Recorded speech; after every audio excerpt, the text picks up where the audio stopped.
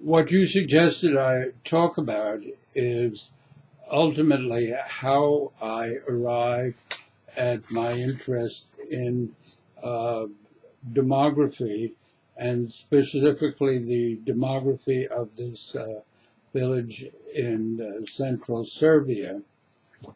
It's a kind of long roundabout trip how I got there, but I think the uh, long term motivations in my interest in college courses and in my training have to do with history and anthropology.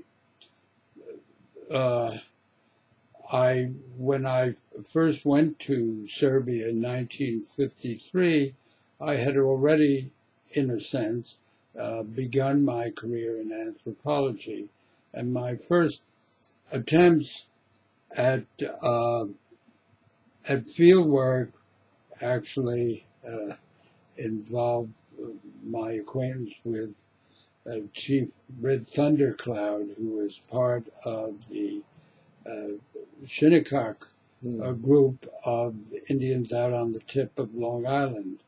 Uh, that I first went there to witness a powwow in the fall, early fall. It was over Labor Day weekend in 1950. And then subsequently, uh, that I did not go to uh, Europe to do research uh, for the first time. Not my first time in Europe, but my first time to do research was in 1953. I began my undergraduate education at the University of Michigan as a second semester freshman in 1947. And I initially started, as I think I've mentioned in our previous discussion, I started out as a major in chemistry. And by the time, as a sophomore, that I reached the level of quantitative chemistry, it was uh, a little more than I had bargained on.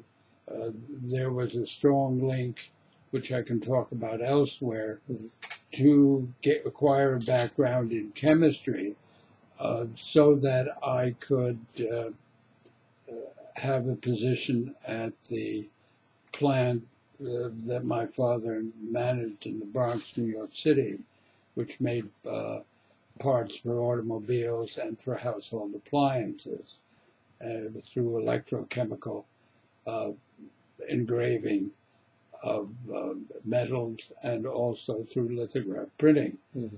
Um, this was a situation that I'm delighted to have avoided.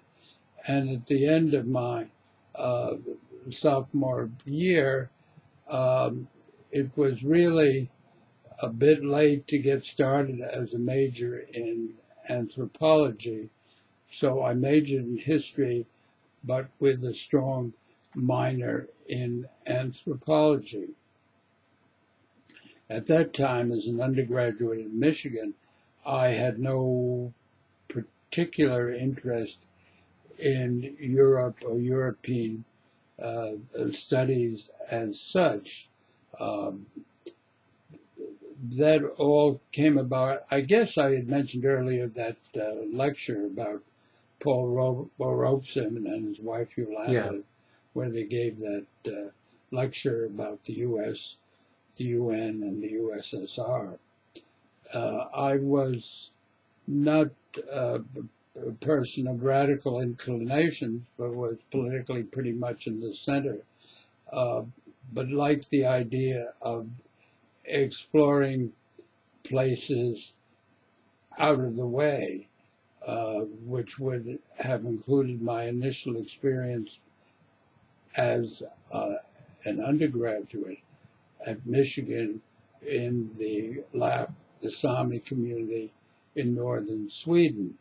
And then when I graduated from Michigan in 1950, I spent that summer in the Arctic, in the communities of Deering and Kotzebue in the area of the Seward Peninsula.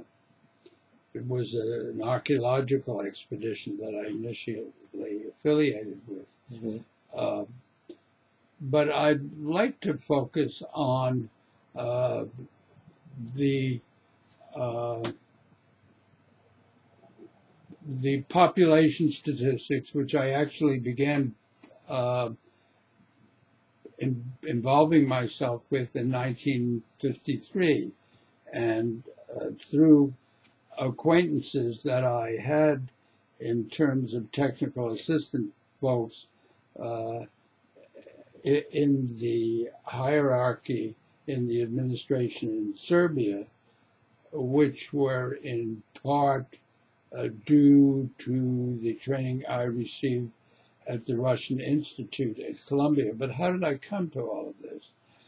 I think that at that time, at least in my eyes, despite McCarthy and the hysterical anti-communism of the period, the area of the Soviet Union did hold out an initial fascination for me, and I certainly came at it with a historical perspective. And I think that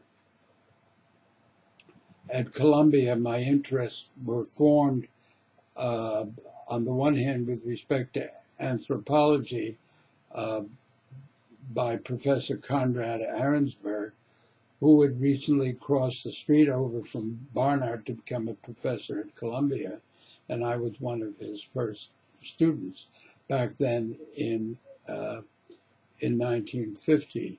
Actually, it might have been a bit later than that, because when I first arrived in 1950, Julian Stewart, who later went to the University of Illinois, was the person in social cultural anthropology.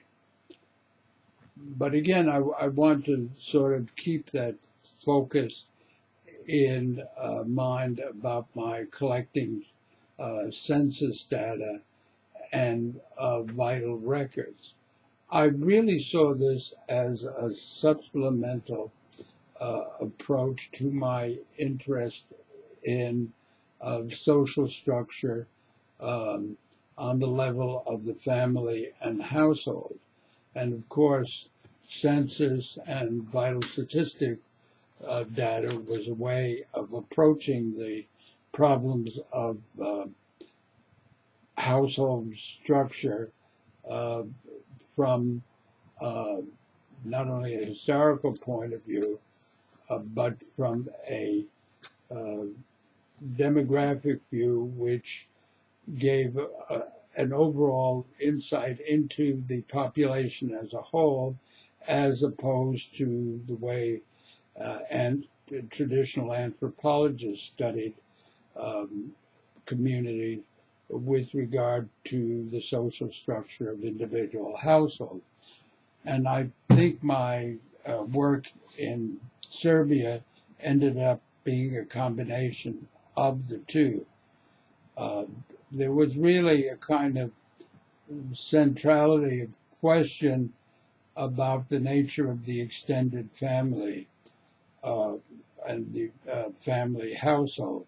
The family and household were not synonymous, since obviously within the extended how there were nuclear families.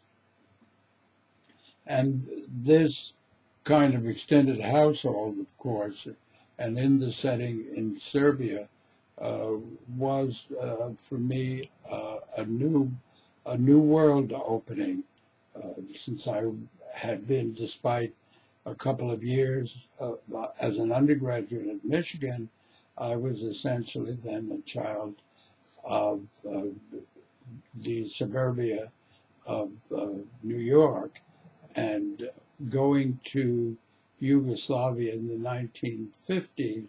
After all, when one reflects on our arrival there in August of 1953.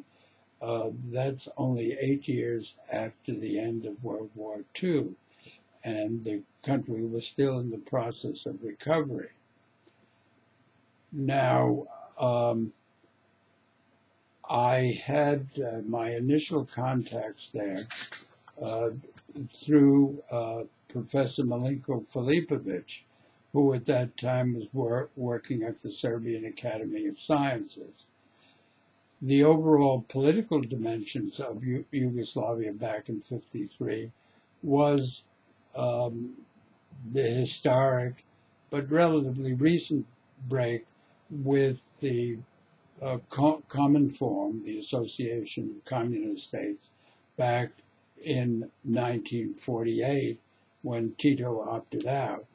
And this gave an opening to Americans, since the government, while communist, was very anxious to get aid from abroad, particularly the United States.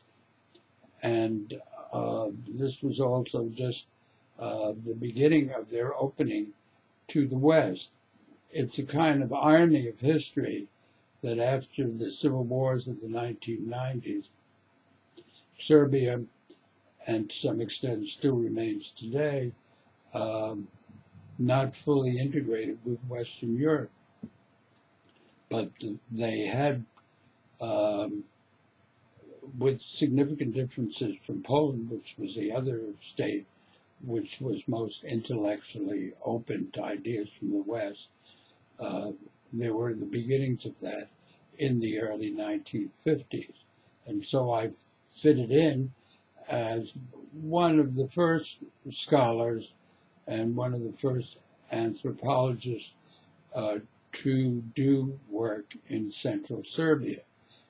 It's also very significant to point out that my mentor at Columbia University, by way of the courses in Soviet politics and to some extent Russian history given by the late Professor Philip Mosley, were really an eye-opener for me into the world that I knew relatively little about, except some vague knowledge about the history of my family having migrated from the Austrian province of Galicia at the turn of the 20th century. Why don't we take a break for a moment and